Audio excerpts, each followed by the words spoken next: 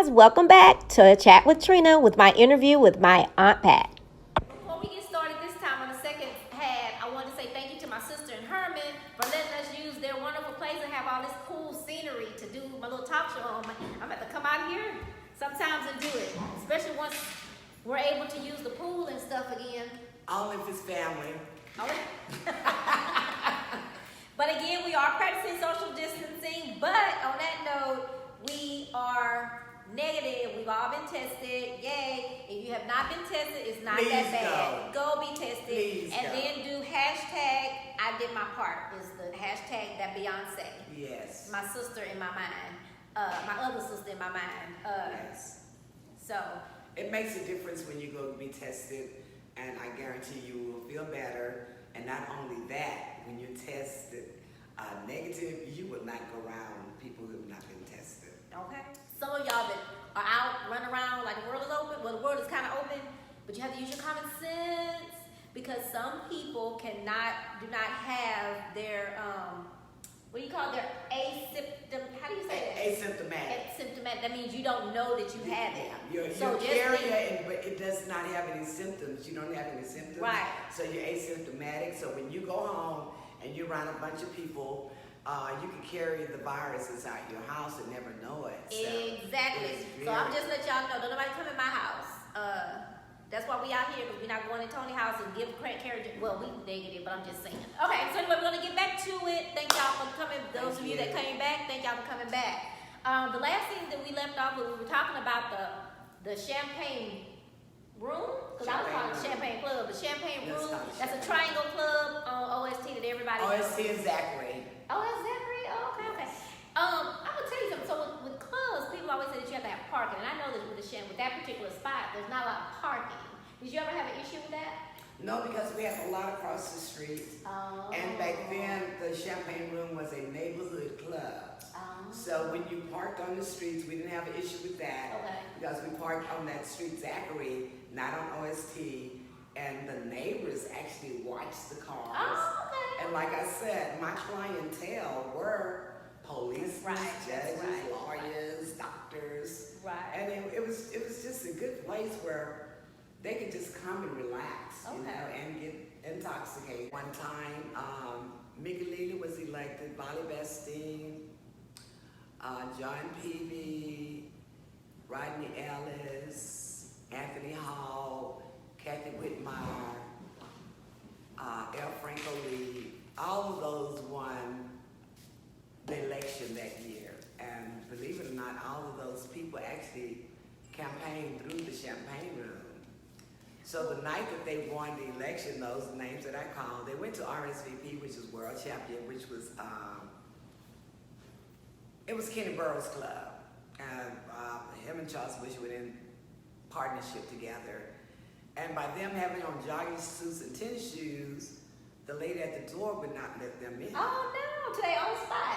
Yes. That is so funny. So they ended up at the Champagne Room. After the election, everybody won. So we actually had a campaign party right there at the Champagne Room. I locked the doors and y'all partied. we partied. We had a good time. That was a good time. Yes. And then they called back and said, well, we sorry, we didn't know who they were. And Mr. Bush said, yes, they can come in with their tennis shoes and their jogging outfits. They've been working, they've been in election. Mm-hmm. And I'm going like, They good. We good.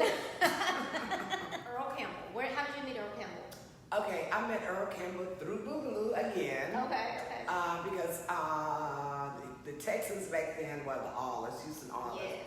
They would work out with Boogaloo. And Boogaloo was in with Earl Campbell and a gentleman by the name of Don Kimball. Okay. Him and Earl Campbell were good friends. He was friends with the whole Campbell family. Okay. So we did a trail ride. Earl Campbell wanted to do a trail ride from Tyler, Texas. Oh, okay. That's right. He is from Tyler. Yeah, and there we go, the Outlaws. So I got to meet his mom, and he had built his mom this house, and she had a blue room. And I went there, I said, oh, I want this bedroom. So her blue room became my bedroom every time I went there. Oh, okay. So Earl Campbell rode with us, him, Robert Brazil, J.C. Wilson, Billy White Shoe Johnson. Oh, it was so many honors. Yeah. Even Bon Phillips. Oh, okay. One day. My good friend Susan Phillips is a good friend of mine, his daughter. Oh, okay. Yeah. So that's how Earl Campbell became an outlaw trail rider. Oh, he actually ended up being on the trail ride. He did, yes, Okay. he rode the whole time. Oh. So that's how Earl Campbell, Robert Bazille, Kenny Burroughs, J.C. Wilson, all of the artists back then who were black, even some, they rode at least one day or 2 days. And we went to Tyler, Texas, and we camped out on Earl Campbell's property. Oh, wow. And that was a trail riding group. The grass was dry, we didn't know it.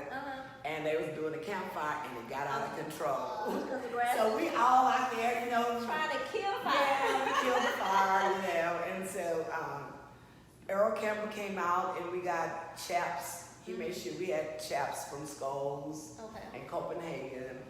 And then we had cowboy hats made. Well, what made you get into trail riding? I was living that life in LA, a very fast life. Okay. And So they have that kind of stuff in LA? no. Oh, you do? Okay. Yes. I was living a very, and Boogaloo was, I had started trail riding. And I flew in from LA, and I went to the old Diamond Air Ranch. And Boogaloo was on a horse, and they're like, what the hell are you doing? And so I'll never forget how I was dressed, and I got on this horse. And it felt so relaxing. And trail riding was my therapy. It was mine and a bunch of mobile therapy that was living that life, that fast life. Where that we needed a break. To From that come fast. back, and come back to reality. Yeah. You know, because we were making money, we were going places, but we weren't happy. You know, we would be happy in the moment, and then when the moment was over, And all the people go away. yeah, there was still something missing. And that was our feel self, that. you know, our self-happiness. Yeah. And so I went and I got on that horse and And I you rode, found your, and I said, oh my God, this is so peaceful. I can see that. It was so peaceful. Anyhow, I learned how to ride, and I was riding, trail riding, and we came up with the Christmas ride, the Martin Luther King ride, everything. And then a lady named Agnes Hall wanted to have an all-women's rodeo and trail ride. Okay. And I started practicing how to rope. Came time for the rodeo, and my horse did not show up. So I went to Boogaloo. I said, I'm Boogaloo. I got to participate in some. I done came all the way from Los Angeles. I've been doing it. I said, can I ride a steer? He said, no. I said, why? Everybody else ride. He looked at the stock producer and the owner of the ring. He said, OP, do you have a bull? He said, yeah, I got one out in Pastor. I said, a bull? He said, yeah. You ain't finna ride no steer. They hurt you. If you're gonna ride a bull. You're an outlaw. And that's what you finna do. And I'm going like, oh my God. Anyhow, this gentleman named Henry T. 90 Davidson, he has some tequila, mezcal tequila with a worm in it. Oh, that's powerful, I've heard. Yes, I'm drinking this tequila. They drinking it. Make sure you turn so they can hear you. I'm drinking the tequila, they drinking it, and the worm was at the bottom of the bottle. He said, you got the last drink, you gotta eat that damn worm. I said, well, I'm finna ride that bull that Boo just sent and got him. Might as well eat this damn worm. You did that, ain't that? I ate the worm, and I said, oh my God. And then I see this high albino, they call him yellow, bull come through the gate and into the chute. I said, am I gonna ride that? He said, you're gonna ride and fall off. I go, oh my God. So I never forget Craig Jackson, Sammy White, what's his name? Oh my God, I can't think of his name. Anyhow, they all helped me put on my chaps and stuff, and they was telling me how to hold on, what to do, and I'm steady going, oh my God. Were you scared of the tequila had you just straight? I was scared. Of course I was scared. You know, this is Well, I know the tequila had Willie Scott and Willie Scott. Okay. So I'm going like, oh, Don Kimball, Willie Scott, Craig Jackson, they all telling me what to do. Yeah. How to sit on this bull and ride. I'm going like, okay, it's your time. I say, what you mean? They say, okay, you got to crawl over the gate, put your foot here, put it there, turn around, get on them, sit, scoot up. Come on, scoot up. Put your hand there. Come on, scoot up. They're like, oh my God. And this bull is steady doing this. And they say, whatever you do, do not let him hit you in the head. I'm going, are you serious? That's all you thinking about? They said, and then, they taught me follow the head, because the ass is going to follow the head too. I didn't know what none of that shit means. Yeah. Excuse me, I didn't know what none of that means. So anyhow, I got on this bull, and they said, when you get ready for it to come out to shoot, nod your head. I said, how am I going to know when you're ready? They said, no, when you're ready. So they tied my hand. So the Boogaloo said, no, she ain't gonna ride with one hand because it's the first time. Let her ride with two hands. So somebody said, no, she'll get hurt if she ride with two hands. Anyhow, I rode with that one hand, he tied my hand, I gnawed it. He came out to shoot, I rode, and he stopped bucking. And I said, I can get off now. They said, oh no. So they hot shot him and made him buck, then they told me to get off. So I did my 8 seconds. And then I got off, and when I got off, they picked me up, taking me through the arena and dropped me. They running. The bull didn't mess you up. Yes. So then after that, the All Women's Rodeo was having competition. Okay, but wait, hold on. So after you got off that bull though, what did it feel like? Was it exhilarating? Like what was the feeling after you got off the bull? It was the best high I ever had in life. Okay. It was, oh my God. I'm like a roller coaster would seem like to me. Oh, But no, it's better than a roller coaster. Okay. It was the best orgasm, it was the best high I ever had in life. And so I remember, I don't know who said it, I don't know where it was written, but they would say that you asked, it was an interview, that they asked you, how do you stay on the bull so long? And somebody said, because they can't feel you. They said, because she's so skinny, they don't know she up there. I'm going like, no, they know I'm there because they taught me how to spur, they taught me how to kick. Yeah. But they would always say that, oh man, hell, the bull don't even know she on the back, and he just bucks. But it's a scary feeling, but it was something I wanted to do. Sisters back then called the Cook Sisters, Lucille and Joella Cook out of Hockley, Texas. And if I tell you, these sisters are really wonderful when it comes to, but they grew up in rodeo. And I wanted to be part of their circle. So, but I couldn't rope, and they were all around cowgirls. And you would think by them being champions that they had these nasty attitudes. No. They are two of the most beautiful people in the rodeo circuit you can meet. Now see, I don't know, but in the rodeo circuit now, country western people, I know they're always nice and down home. That's why I kind of like them. But rodeo people are different than country western. Well, no, because they don't mingle. You got your ropers. Each event they stay in their own little circle. Okay. But the Cook sisters, they were all around. They congratulated me, and I'm shaking like a leaf on a tree. And that was in Navasota. And they let my bull out before I asked to, and the whistle went off. And then I got invited to the Bill Pickett Invitational Rodeo. Okay. That's a big deal here in Houston still. That's a big deal all over Las Vegas, Denver, Carter. So I went from here to Las Vegas, Madison Square Garden, Denver, Colorado. Oh, wow. Bear Creek Park. Okay. And back then, I was the only female that rode bulls. Yeah, so. So just know, y'all want to make sure I'm bragging out loud. Y'all can hear me. My auntie was a bull rider. That's what she's talking about right now. She was riding bulls. She's riding bulls. I want to make sure she was riding bulls. So being a bull rider, that gave me some new experience where I got to travel all over. So do you think that in your life, like, I know you do, but I'm going to let you answer that you've had a fulfilled life, not that your life is over, but you've had a fulfilled life because you've done so much. Do you ever sit back and think about all that you've done? I do all the time, and I'm really blessed. Yeah. I mean, that's all I can say is that I'm blessed, and I'm blessed for the simple reason where that I look at a lot of my classmates now, how they're traveling and having fun, and I'm going like, darn, I've done that, but I wish I could still do it again, because everything has changed, like Barbados, Antigua. It would be different if you went there. Yeah, all the countries that I visit would be totally different now. Yeah. It'd be fun. You need to come on one of my cruises one day. Have you ever thought about writing a book? I have, and the only reason I I've started writing a book. Trust me, I got plenty of pages. Yeah. But I cannot publish a book right about now because I need some more people to die. That may sound because strange. you don't want to tell their intimidate- story. Yes. Okay, I get Because that. they're part of my story. Yeah. And But you know that's your story to tell. it's my story to tell, but I still want to protect my friends. Okay, I get it. Yeah. Well, let me ask you this: I'm being devil's advocate. So, how are you protecting them if they dead too? 'Cause then you.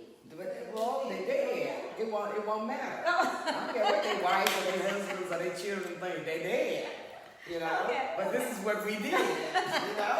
This is what we did. This is what I did with them. Right, right. This And I is- say that because I think it was the Bobby Brown book, and somebody said, "Well, don't you think Janet Jackson gonna be upset?"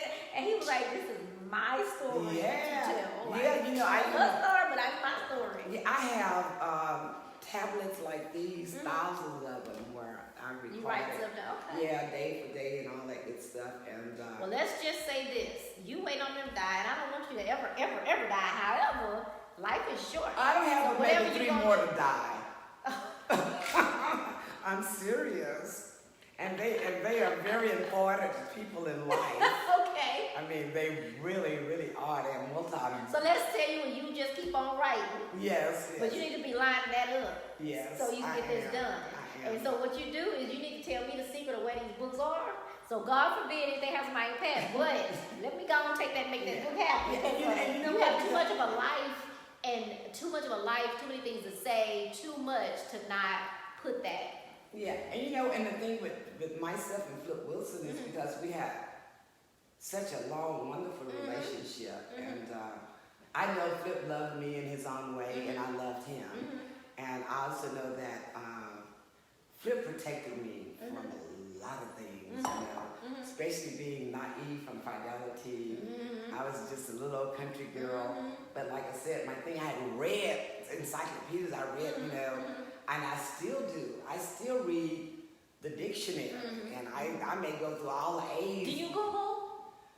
I don't Google. I do. No, I Google some things, but I comprehend better by looking at You're it. right. I You like know, that too. So we've talked about so much, and it's still. She's been an Ebony Fashion Fair model. She has, I don't know. She wrote a bull. She ran a champagne room, which was awesome. I still think about that when I was little.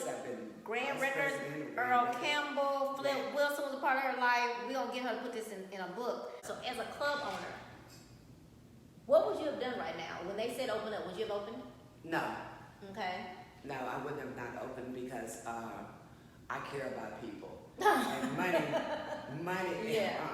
I'm gonna tell you my But whole what thing about is- your staff? So, because it's a double way of thinking. So I've called all my people who I know work with me and say, hey, look, you know, I don't know what's going on, but this is a website, a foundation that's helping. Well, what did you get? No, I don't. You would have helped your employees get this information so they can apply for some assistance. Yes. Basically. Yes. Okay, because I do have a really good friend. She's actually I always have a bartender, not a waitress, a waitress is mine, and she works for Chicago Bar and Grill, matter of fact. And I actually called and checked on her. Well, I didn't call her, I texted her, and she said, "I said, so you okay? You good? Because before y'all pick money, y'all always ask them are they good first, because they'll see you." Yeah, so because But you know, there are foundations out here for bartenders and with her, waitresses. she was able to get unemployment. Is what I was gonna say with her. But there are foundations out here that are actually helping us. And the thing about it is that people think it's going to be easy money. No, it's not easy money. You got to go on, you got to apply, you got to ask, and you got to take your time. I was thinking they can't get through. They can't get through sometimes, and it can get frustrating. We have to be honest. They get frustrated, but you got to keep trying. You do have to keep Especially, you know, but while I'm keeping, and I'm playing devil's advocate, but while I'm trying to call you to get this money, my kid hungry, I gotta pay my rent, I gotta pay my car note. Women, what tips would you give women who want to be in the entertainment industry, whether it's being a club person or I don't know, whatever entertainment venue? What tip would you give a woman that's out there? I always say watch and observe. You go. well, first of all, don't give up. That's number one. keep on keeping on. Number 2, do all your research. Do all your research. Dot your I's, cross your T's. Yeah. Do all your research. And then find someone that is in the business that you want to be in. And I'm gonna tell you, Dick Oppenheimer, who owned 1,800 radio stations, clear channels, my very good friend, he taught me one thing: don't take no for an answer, and don't never let nobody forget who you are. Just like McDonald's, every day you see McDonald's, Burger King ads, Popeyes ads, and they got places all over. They don't let you forget them. So no, I don't let people forget me, even if it's 5 years or hey, what you doing, da da da. So that's number 1. Always stay in the loop of, regardless to enemy, friends, or whoever. Stay in the loop. Always ask questions, and don't take no for an answer. Please don't. On that same note, you said about McDonald's. What about competition? What do you feel about? First of all, there weren't too many ladies, from my understanding. I haven't met her face to face yet, like person. But me and Miss Lila used to be Diallo, and I feel that has become really cool. And I used to be so scared. I think I told you I was so scared of her, but now she's so nice to me. But what I was gonna say, so there's a few. What's the lady that owns the? So there's Lila. There was you. There's this lady that owns that Mary little club down. Wilson, that What's the owns little club? 50-50. What's the little club when you go down to OST at the end to the right hand side? On the rocks. On the rocks. On the rocks. Okay, so let me tell you about Lala. Lala never gave up. Okay. Lala, she did whatever it took to make it work. But Lala worked 24/7 in her club. And in order for you, it's like Oprah Winfrey said, she signs all her checks and she knows. So in order for you to keep a hand on your own business, you got to first keep a hand on your money and your employees. Don't ever give up. And then network with other black women. Network with women, period. You know, people think that, okay, she's here, she's there, and she's doing this. No, ask. The only thing she can do is say yeah and nay.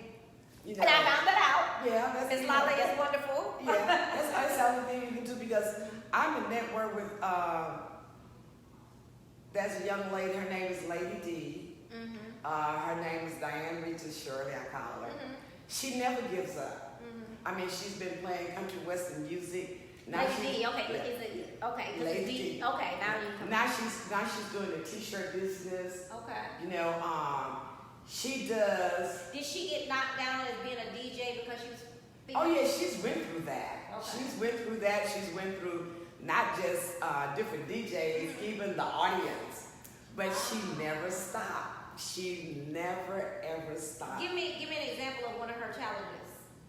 Like maybe they didn't want to listen to her when she was. No, one of her challenges was the Silver Eagle. You know, other clubs started opening up, and you know, people go to other clubs, and they would quit coming to the Silver Eagle. And that's what she DJ'd. Yeah, and I had said that, you know, they'll come back. So she never gave up on that. Even with trail riding, we started getting all these DJs coming out here trying to play country western. But Lady D was the first. Okay. You see what I'm saying? Yeah. So now, but everybody likes what I just told you, to go to number 1. Lady D never stopped. She's still number 1. So she's like a pioneer. She is the pioneer. She is the trailblazer of the country western music. There's so many black females that are out here that are multi-millionaires. And I'm going to say, I'm working on a project now. Oh, I was going to ask you about that project. Yeah, I'm Because you working. can't speak on it all the way. Yeah. I'm working on a project now where I'm going to get a street name change. And I mentioned it to a councilwoman, and she told somebody. So now I'm getting all these phone calls from female entrepreneurs all over the world that said, hey, whatever you need me to do, whatever you need me to do, because I know this person, whatever you need me to do.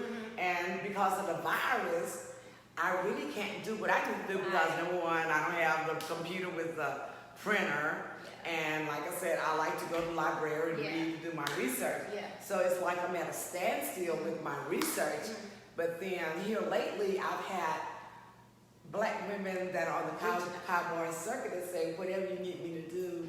They got it. Yeah, but see, I can't give them what I need them to do because I'm still trying to find out how to do it. You know, but. Well, let me ask you this So sometimes people say you can't tell your left what your right is doing. Do you believe in that, or do you? Oh, believe yes. You do believe that? Yes, because some things you have to keep to yourself. Because you got haters. You got plenty of haters. So they're, you only feed a person so much, and they would know exactly what you want them to know. Okay. And then, you can tell who your haters are because you may tell them a lie and they go back and spread the lie. You'll hear from someone. But I have a tendency of trusting everybody to a certain degree, and I will trust you. I will give you the benefit of the doubt. But Boogaloo always taught me, don't trust nobody but yourself. Dick Oppenheimer taught me that, and Flip Wilson taught me that. My friend Headen that owns the Pocket now, he told me one time, a long time ago, he said, you don't trust anybody, don't even trust yourself. Don't even tell yourself. I was like, okay. So, but I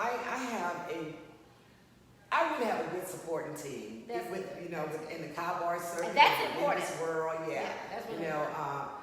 To be honest, I don't think that there is nobody, even in the Western circle, I'm an entrepreneur, that I cannot call on When you meet. and they will help me. So that's a plus for me. But that trust thing, because I've been burnt so many times with putting on different functions and stuff, and folks stealing my money, and it's just then going back trying to back cut me with different stuff. So I really almost gave up on even doing different events and stuff. Because it can happen, it can make you feel that way. Yeah. And then one thing, Trina, is that anyone that knows me knows if they need help, we need to help someone, they can call me and I'm going to put it in place. With no questions or no anything. But sometimes I need to be saying, somebody needs to say thank you, Patty. That's what I say. But I got a call today. I didn't get a call. I got a text inbox today, and a lady that doesn't talk to me that often, but she's sitting back. I used to give a gala every year. And out the blue today, she says, you need to go back and give me your gala. The same thing. And I said, yeah, but I can't do that when I don't have the followers. She said, girl, when you give it, they gonna come because they remember that your event was quality. Yes. And it wasn't. You didn't try to. What did she say? You didn't try to charge people an arm they could afford. Exactly.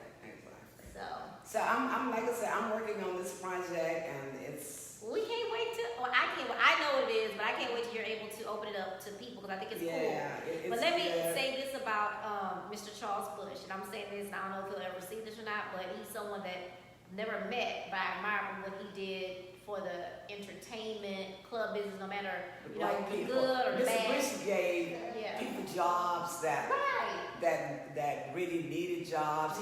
In other words, if you went to him, it didn't matter. You said, Mr. Bush, I want to work. He'd say, go over there and see Patricia. Mr. Bush, I'm going to come see you. Why you say you can see me? Do you know if that was his? Was that his drive? Was that his goal to help everybody, help black people? Yes, yes, and it still is. It still is his goal. And like now I get calls that say, I talked to Mr. Bush in Dallas and he told me to call you. I'm going like, okay, what can I help you with? So they'll tell me, and then I have to take the phone. I got to say, Mr. Bush, what's going on? And then tell me, I said, oh, okay, cool. It just they need to know this person. You need to turn them on to this person, or you need to show them how this goes. And I'm going like, oh, okay. That's what you want. That's what they want. I'm well, I would love one day to, even if I just meet him by phone, I would love to, because I think he's someone that. He's a person that. I know a lot of people talk about him, but yes, I heard he likes to be behind the scenes now. He does, but Mr. Bush is probably one of the most humble persons. Really?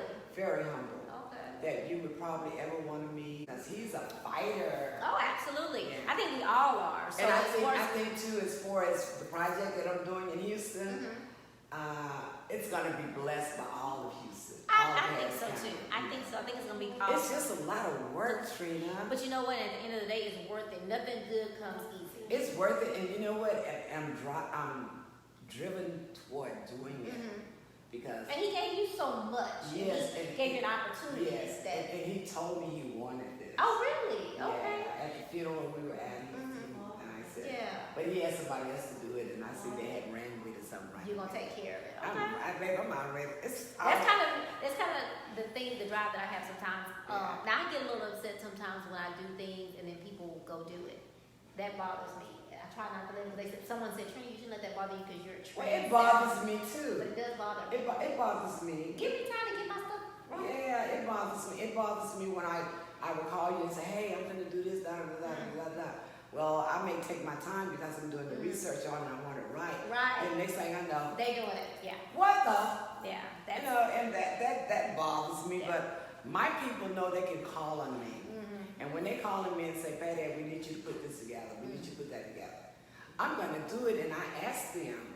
how. No, I tell them what I need them to do. Gotcha. And I said, that's all I need you to do. Watch my back. Yeah. You watch my back, we got it going. We got it going on. Yeah. So. Well, we're gonna come to the end, come to the conclusion, and I just want to COVID. How are you feeling about that? Now that you've been tested, does that make you feel better? It makes you feel better, not just me, but everybody needs to go be tested. Because number one, you're going to be tested and you know that you are negative. You're not going to go around the barn. You're not going to go to Galveston. You're not going to go sit around nobody. How did you feel when you saw that? Saw the videos of people at all these places? I almost cried. Because they're people I know and they're loved ones. I don't want to see them on the news and they got this Being stupid. Yeah, I'm sorry, but that's what it is. Yeah, you know, I want to see you when all this is over with and we can party and toast. I guess for me, I don't understand why they don't realize that Because it's going to be, if it would end quicker if we just take a moment, just stay put. Because China, my friend, I have a friend that lives in China when it first came out there, and she said they shut it down. No, and then I got this. I sprayed her down, but I got this, and I've been tested. Yeah, so people. And I can tell her what I came in with when I walked in. She had on a black mask all the way up to here. Where's my mask? I had on my mask. Yeah, so people go get tested. Go get tested. Don't forget when you out in public with no mask, you haven't been tested, and you go home, your grandbaby. What about the people saying you shouldn't wear no mask? That's stupid to wear a mask. Oh yeah, I hear that all the time. It's so stupid. My thing is, you're not protecting you. Protect me and my mama and my daddy who are over 70 years old. Please protect them. Governor Cuomo from New York said it best. He said, I wear a mask to protect you. There you go. And I want you to wear a mask to protect me. That's the bottom line. That is the bottom line. Love you people. Thank you all for listening in. She closing my show for me, but no, I'm talking about me. You ain't social distancing now. It's way over there. No, but we say we're negative. Yeah. So anyway, though, I want to thank my Pat. It's so much. We probably could have 4 or 5 episodes of this, but I'm gonna stay on her as far as writing her book.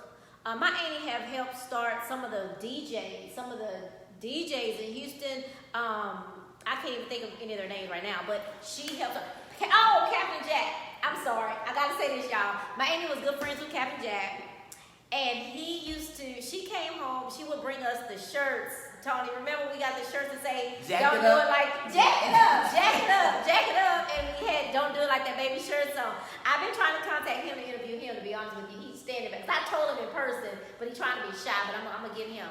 But anyway, she knew them. She knew back when the Houston Oilers, like she knew so many people. And I know for a fact some of her gifts to the entertainment nightlife business has kind of came over to me is because why I like what I'm doing. But Pat Headen, Houston's one of the first female club nightlife entertainers, was my auntie, and I'm very proud of her. She's done so much in her life, and again, like I said, she has so much going on in her life. It's hard to do it in, we did it in 2 little segments, but she has a lot more that she could probably talk about. But that book, as of today, just know I'm going to be your accountability partner. Gotcha. I'm going to make sure that book gets written. And she is working on an awesome project that is going to be a testament. It's going to be epic to people in nightlife. So watch for that coming soon, hopefully. But I will say, wash your hands. Y'all wear your mask. If not for you, for me and my mama, my daddy, my grandmama, and my auntie too. Yeah, thank Then my niece Tony over there. Thank you, Tony. Oh, thank you, Tony and Herman, for letting us use your awesome, awesome place. She over there sleep on the couch. She been on the phone. Oh, she on the phone too. But bye, Pat. Bye, love you. And we're gonna wait. We're gonna keep talking to Tony. Come over here and Bye, turn off the video. Trina. We're not gonna hug. Oh my goodness, y'all. We just had so much fun tonight. Aunt Pat, thank you. Thank you so much for agreeing to sit and chat with me and talk to us about your story, your adventures, and just everything. And thanks for being so transparent and open. That's what makes the best interviews, and that's what actually teaches others, and people can learn from things that you've done in your life. But you have got to put this to paper. You've got to write this book, and I'm going to be your accountability partner. Thank you for joining me tonight. And to my sister Tony and my brother-in-law Herman, thank you guys for allowing us to use your awesome pool area and your pool house for the interview tonight. I will be calling on you again. And everybody else, thank you guys. Thank you guys for watching. I hope that you enjoyed hearing about my aunt's adventures as much as I do. I can listen to her all day long. Also remember to join my YouTube channel, Chat with Trina. Hit subscribe, then hit that little bell so that you can be notified when I upload a new video. Guys, let's be safe out here. Let's stand for what's right peacefully. Let's also remember to wash our hands, wear our mask, and just be careful. Thanks again.